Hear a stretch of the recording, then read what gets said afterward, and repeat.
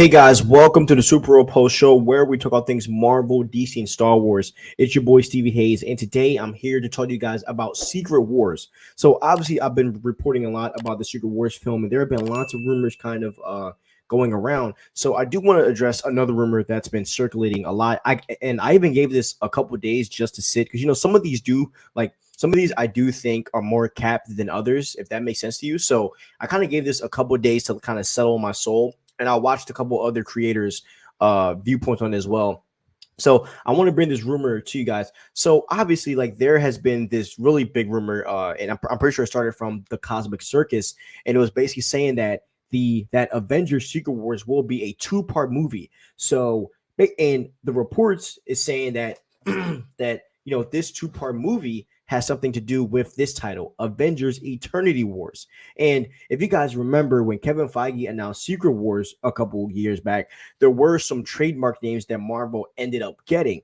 And one of those was the Avengers Eternity Wars movie. So everyone thought that Eternity Wars was going to be kind of further down the line, kind of like after the whole entire Secret War stuff.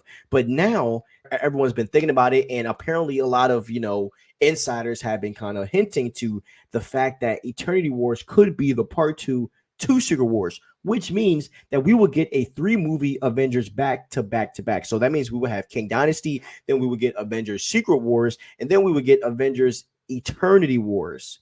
And the report also is kind of saying that we are going to get a Battleworld phase after these 3 Avengers films, where every film will take place in the Battleworld universe. And this this hit kind of really drove super hard because even in Ant-Man Quantumania, Kang says something to the extent of something about him like taking over eternity. And it also kind of hits when eternity is in Thor, Love, and Thunder. And it's kind of, been like really hitting lately because when you take a look at Hickman's last run for Secret Wars, which was really big in 2015, so big that there were literally no Marvel books publishing except Battleworld stuff, right?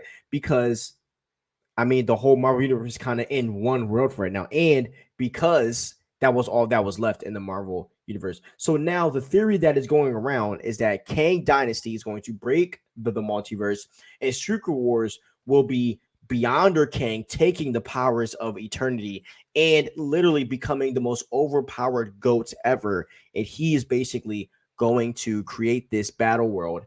And that is where we are, and that is where the Nomad project could happen. Like, we could get a Nomad Steve Rogers maybe dealing with the battle world, and we could get some Tony Stark projects and stuff like that. And this could even, reach to a whole lot more. Now, my thoughts on this, I believe that this is a golden idea, right? I believe that Battle World alone can give us so many stories, right? As I said, the Steve Nomad project would be a W. I know I trashed on it because I kind of had the wrong context. But if this is true, right, I think a Nomad project would fit in a Battle World post Avengers film type of setting. You could also add in shows or movies with older characters that we haven't seen in a long time.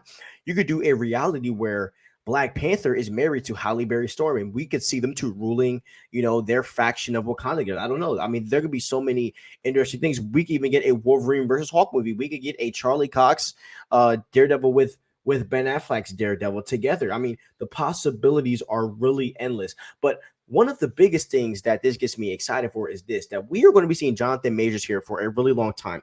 It isn't just going to be like, how, even though, we got Thanos throughout the Infinity Saga, Brolin really only played 3 to 4 years as Thanos, if we're being real. So this really means that Jonathan Majors is going to be Kang for the next maybe 10 years.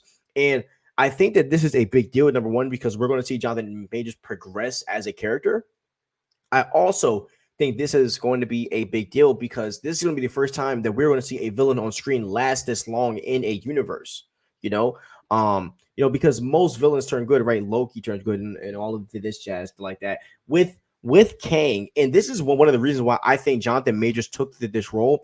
I believe that because Jonathan Majors said in a interview a while ago something to the degree of like, I take roles that kind of feel impossible to me. Think about it. Jonathan Majors has to act out hundreds of different personalities of in different variants of himself.